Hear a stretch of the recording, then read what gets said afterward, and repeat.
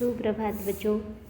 आज हम कक्षा 4 का पर्यावरण विषय का पाठ 6 पेड़ पौधों की देखभाल का पहला प्रकरण जड़ों के काम के बारे में पढ़ेंगे। तो चलिए शुरू करते हैं।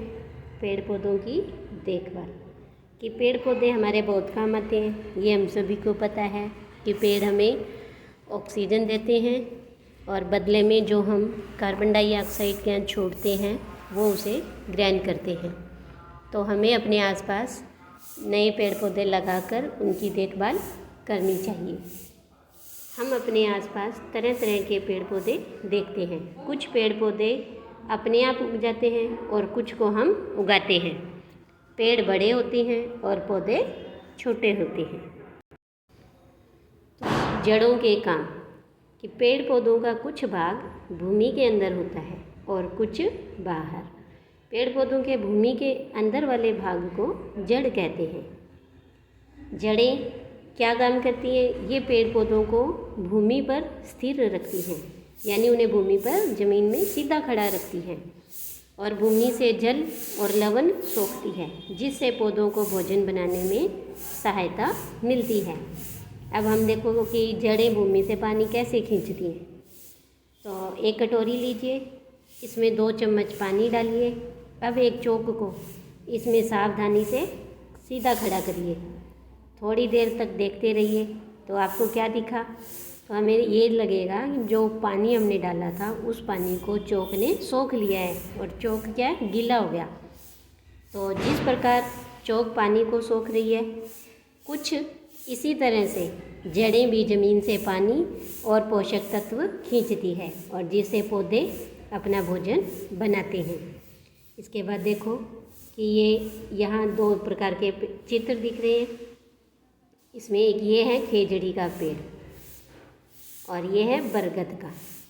खेजड़ी का पेड़ हमारे राजस्थान का राज्य वृक्ष है और बरगद का पेड़ हमारा राष्ट्रीय वृक्ष है। तो खेजड़ी देखो कि खेजड़ी हमारा राज्य वृक्ष है।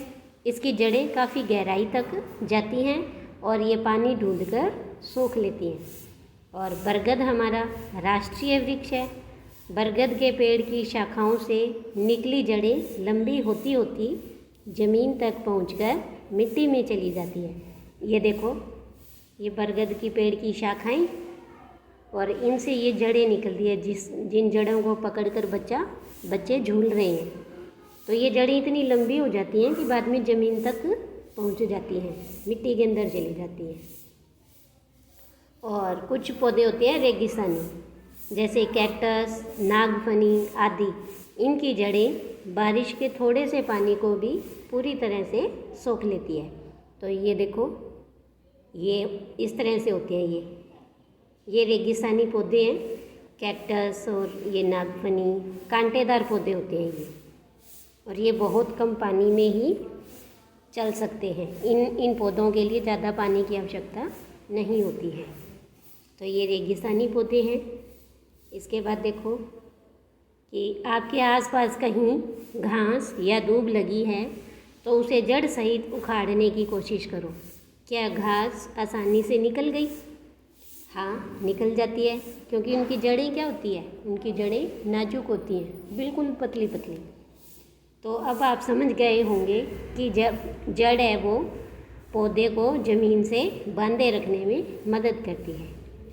और जो आपने घास को उखाड़ के देखा था उसे हमें ज़मीन में दोबारा लगा देना है। इसी तरह अपने आसपास किसी सूखे हुए पौधे को जड़ सहित उखाड़कर उसकी जड़ों को देखो और अपनी कॉपी में उस जड़ का चित्र बनाने की कोशिश करो। ये देखो, ये पौधे की जड़ है ना? तो इसका चित्र आपको कॉपी में भी बनाना है। आपको क्या लगता है कि यह पौधा क्यों सूख गया? हमें अनावश्यक रूप से पेड़ पौधों को नुकसान नहीं पहुंचाना चाहिए। तो देखो, ये पेड़ पौधा क्यों, ये जो पौधा लगा हुआ है इधर गमले में, इसके सूखने के कई कारण हैं। कि एक तो गमले के अगर पैंदे में हम छेद नहीं करते तो उससे क्या है कि पेड़ की जड़ों को हवा नहीं मिलती। ज़्यादा पानी डालने से भी पौधा सूख सकता है। पानी नहीं बिल्कुल भी ना देने से भी पौधा सूख सकता है। और पौधा क्या है, पौधे की जो जड़ें हैं वो उस मिट्टी में से पोषक तत्वों को और पानी को खींचकर पौधे के हर भाग तक पहुंचाती हैं और उसी से ही पौधे अपना भोजन बनाते हैं। और अगर उसमें पानी नहीं डाला पौधे के अंदर तो वो अपना भोजन नहीं बना पाए और वो पौधा सूख गया, जिसे हम ये भी कह सकते हैं कि ये पौधा मर गया। आज के लिए इतना ही, धन्यवाद।